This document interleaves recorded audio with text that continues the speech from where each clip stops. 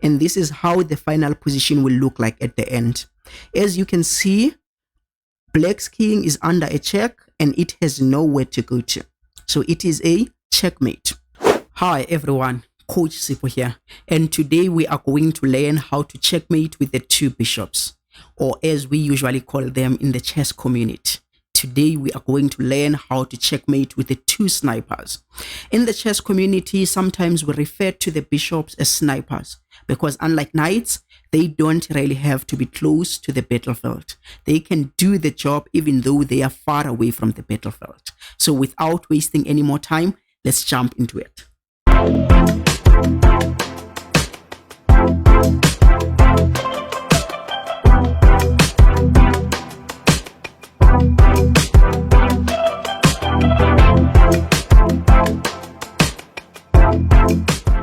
Welcome to the demonstration board, and this is how the final position will look like at the end. As you can see that the black king is under a check and it has nowhere to go, meaning it is a checkmate.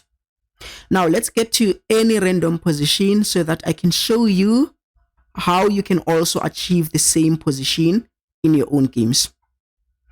In order to be able to checkmate with these two snipers, there are 6 simple and logical steps you need to master. Step 1, you need to control all those 4 central squares indirectly. To indirectly control the center means to attack those 4 central squares without occupying them. For example, white can go there. This bishop is already controlling 2 out of these 4 squares. Let's say black goes there. The second bishop will take care of the dark squares. Now your bishops are controlling all those 4 central squares without occupying them. We call that the indirect control of the center. Step 2, you need to control the center directly with your bishops. To directly control the center means to move your bishops inside the center, to occupy the center. For example, black could go there, white could go there. Black won't be able to attack your bishop because the light squared bishop is controlling that square. So black will go there. Move your second bishop. Both your bishops are now controlling the center directly because they are occupying the center. Step 3, you need to move your king to its ideal square. The ideal square for your king is that square or that square, one diagonal away from your bishop. Which one you choose, it mainly depends where your king started. For example, let's say when we reach this position, your king is here. So it would make sense for you to move towards that square because that square would be too far. If your king was this side, then it makes sense to go to that square. Now let's go to step 3. Let's try to achieve step 3.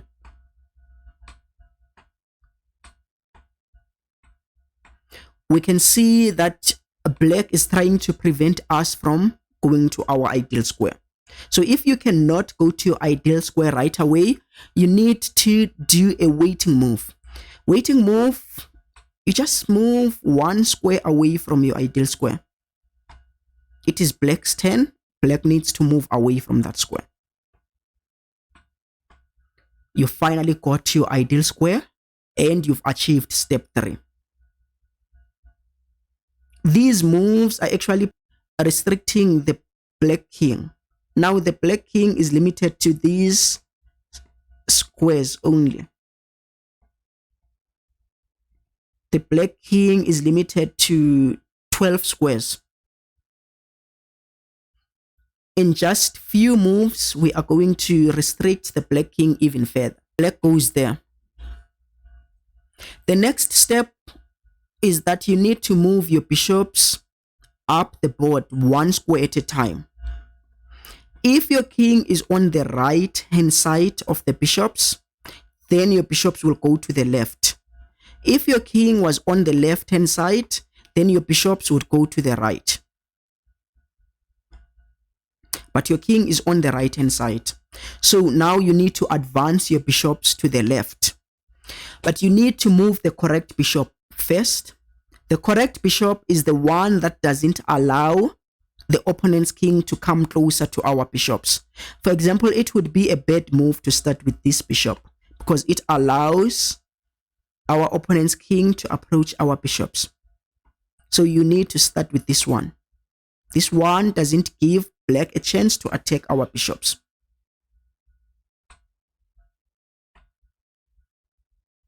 After moving your first bishop, you must follow with your second bishop. Your bishops need to be close at all times, need to be close to each other at all times. The black king cannot cross these lines. So the black king is limited to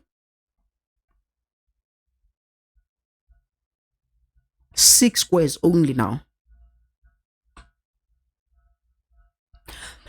After moving your bishops, which is step 4, you need to adjust your king to its ideal square again. If the bishop, let's say the king goes there, you need to move your bishops again 1 square at a time.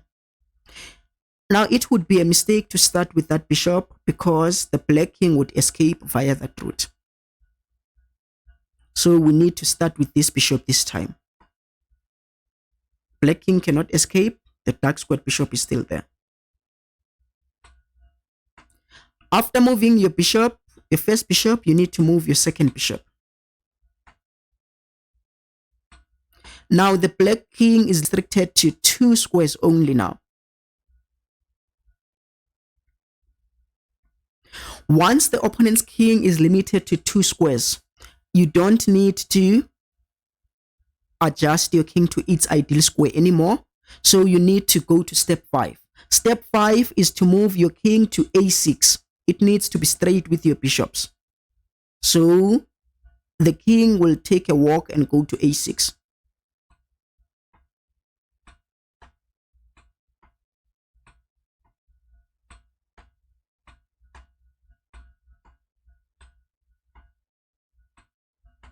You've achieved step 5. Step 6, you need to take away that square, the outward square, and leave the black king with these 2 squares. That means you will have to sacrifice that square, move your bishop away from that square so that you allow the black king to go to that square, but you need to take away the outer square from the king.